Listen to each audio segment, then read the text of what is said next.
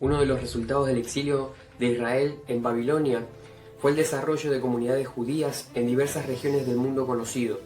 En Alejandría, capital del reino de los Ptolomeos, el elemento judío de la población de habla griega era considerable, y como Judea formaba parte del reino hasta el año 198 a.C., esa presencia judía aumentó con el paso del tiempo. Luego de varias generaciones, los judíos de Alejandría adoptaron el griego como su idioma diario, dejando el hebreo para cuestiones de liturgia. Para responder adecuadamente a las necesidades religiosas de la comunidad, pronto se vio la necesidad de traducir las escrituras hebreas al idioma griego. Hoy veremos la Septuaginta. Bienvenidos a mi canal. Los judíos de Alejandría en su gran mayoría utilizaban el griego hasta el punto de olvidar o desconocer por completo de la lengua de sus mayores. Por otra parte, a los números de inmigrantes se agregó poco a poco un buen número de no judíos, que al margen de su nacionalidad se sometían a la Torá. Estos eran llamados prosélitos. No entendían el hebreo ni el griego, pero asistían a las lecturas ordinarias del culto sinagogal. De allí la necesidad de traducir para ellos y para los mismos judíos que solo hablaban el griego los textos de la Escritura. A esa necesidad interna de la comunidad judía se sumaba otra, de carácter proselitista y apologético. En tal sentido, la versión de los 70 o Septuaginta es una de las manifestaciones de un movimiento más vasto destinado a transmitir el pensamiento griego, la sabiduría de la revelación bíblica. Los judíos, en efecto, desplegaban una intensa actividad para incorporar al judaísmo nuevos prosélitos. Había dos grados en que se podía ser prosélito. Uno era donde el gentil se sentía atraído por la ley judía, las tradiciones y tipos de culto, pero no se sometían a la circuncisión ni aceptaban necesariamente las reglas de conducta judía. Estos eran llamados los temerosos de Dios. Después estaban los prosélitos. Propiamente dicho, era un gentil que había abrazado el judaísmo completamente, habiéndose sometido a la circuncisión y aceptando todas las reglas rituales de la ley judía, con lo que pasaba a ser un miembro aparte entera de la sinagoga. Esto los llevó a buscar traducir las escrituras a un idioma que estuviera al alcance del entendimiento de todos. A causa de esto, también se vieron forzados a defender sus doctrinas y costumbres tradicionales contra sus adversarios. El paso del hebreo al griego no debía solamente hacer accesible la Biblia a los judíos de la diáspora, que conocían mal el hebreo. También debía darla a conocer al mundo griego y abrir a los paganos sus innumerables tesoros. La Torá, como se conoció en griego, fue la primer parte de las escrituras en ser traducida. Posteriormente se tradujeron los profetas y el resto de los escritos. Pero, ¿de dónde viene su nombre?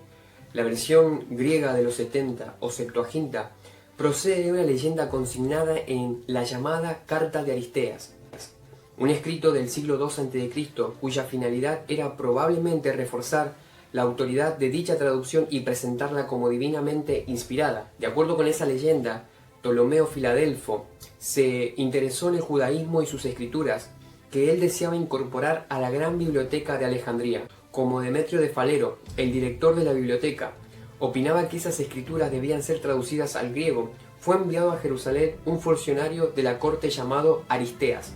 El sumo sacerdote le asignó 6 ancianos de cada tribu de Israel, 72 en total, y estos recibieron la orden de traducir la Torá, es decir, el Pentateuco, en un plazo de 72 días. Esto se llevó a cabo en la isla de Faros de Alejandría.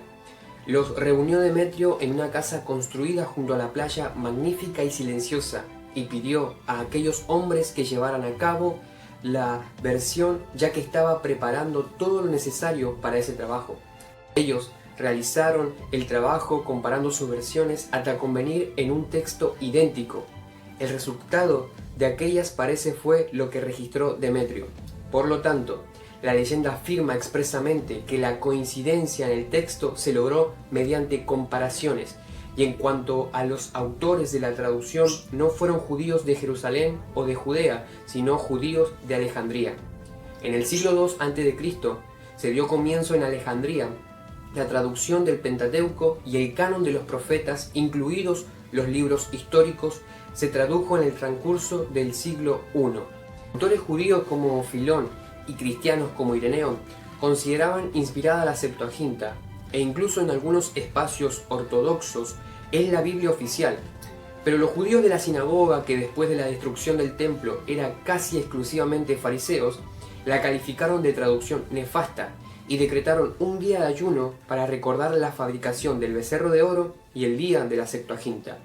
Filón de Alejandría, el famoso filósofo judío, relata cómo los traductores trabajaron de forma independiente y escribieron el mismo texto griego palabra por palabra. Es por eso que cuando nos referimos a este documento nos estamos dirigiendo a un conjunto de traducciones en el transcurso de unos pocos cientos de años.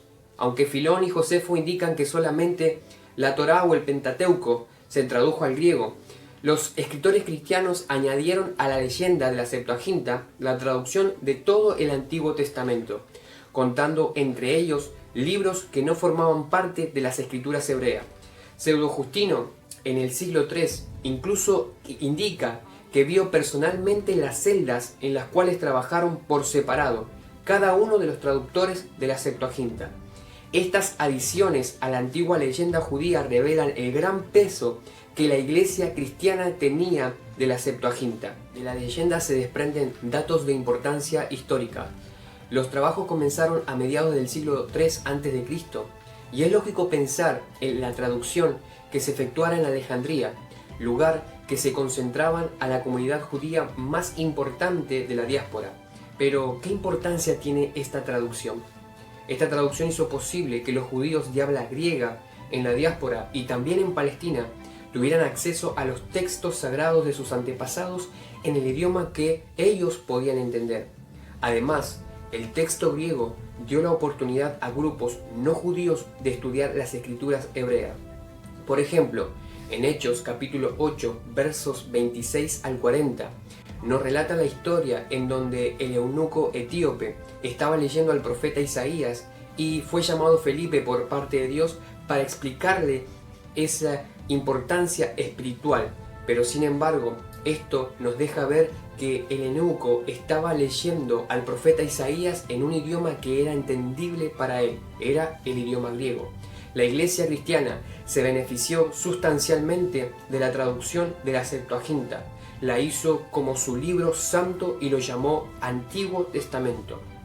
El texto griego le dio la oportunidad de los cristianos de relacionar el mensaje de Jesús con pasajes de importancia mesiánica.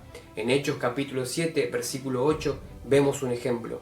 Les brindó recursos literarios para citar textos del canon hebreo en las discusiones con los judíos. Esto lo vemos en Hechos capítulo 17, versículo 2 al 3.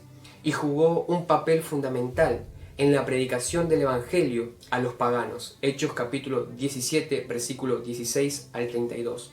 En el Nuevo Testamento es testigo del uso sistemático de la Septuaginta en la educación, predicación apologética de los primeros cristianos. Pero, ¿cómo impactó esto en las diferentes comunidades?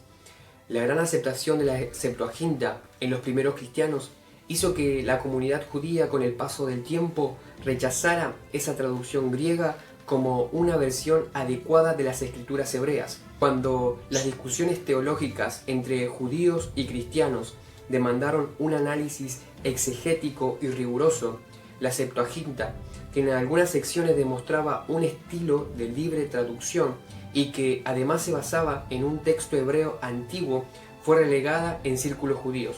Posiblemente, ese rechazo judío explica por qué la mayoría de los manuscritos de la Septuaginta que se conservan del día de hoy provengan de grupos cristianos. Una vez que la comunidad judía rechazó la Septuaginta, se necesitó una versión griega que la sustituyera. Entre esas nuevas versiones se identifican tres: la de Aquila, la de Simaco y Teosión. Aquila era un discípulo del rabí Akiva. Produjo una versión extremadamente literal de los textos hebreos, la cual fue aceptada rápidamente entre el círculo judío en el año 130 después de Cristo. El vocabulario de la misma revela el dominio del idioma griego, manifiesta un literalismo extremo y un excesivo apego a las estructuras lingüísticas del texto hebreo. La traducción de Simaco se distingue no por su fidelidad al texto hebreo, sino por el buen uso del idioma griego. De acuerdo con Eusebio y San Jerónimo, Sirmaco era un judío cristiano. La traducción de Teodosión, de acuerdo con la tradición eclesiástica, era un prosélito que realizó una traducción del griego ya existente basada en los textos hebreos. Algunos estudiosos piensan que la traducción que usó fue la Septuaginta. Una vez que finalizó el periodo del Nuevo Testamento, la Iglesia continuó utilizando la Septuaginta en sus reuniones, reflexiones y debates teológicos. Incluso se dice que cuando el Señor abrió el libro en la sinagoga, en el texto de Isaías 61:1, citado en el relato de Lucas capítulo 4, verso 19, se usó la Septuaginta. La mayoría de las citas directas de los escritos del Antiguo Testamento son tomadas directamente de la Septuaginta. Hay un número aproximado de 300 citas.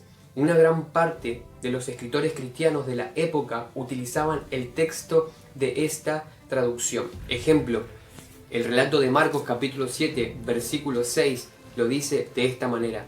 Respondiendo a él, les dijo: hipócritas, bien profetizó de vosotros Isaías, como está escrito: este pueblo de labios me honra, mas su corazón está lejos de mí. La Iglesia occidental a fines del siglo IV aceptó un número fijo de libros del Antiguo Testamento, entre los cuales se encuentran algunos deuterocanónicos que aparecen en la Septuaginta. Los teólogos orientales, por su parte, seguían el canon hebreo de las Escrituras. Tanto Orígenes como Atanasio insisten en que se deben aceptar en el canon únicamente los 22 libros del canon judío, y San Jerónimo, con su traducción como Vulgata Latina, propagó el canon hebreo en la Iglesia occidental.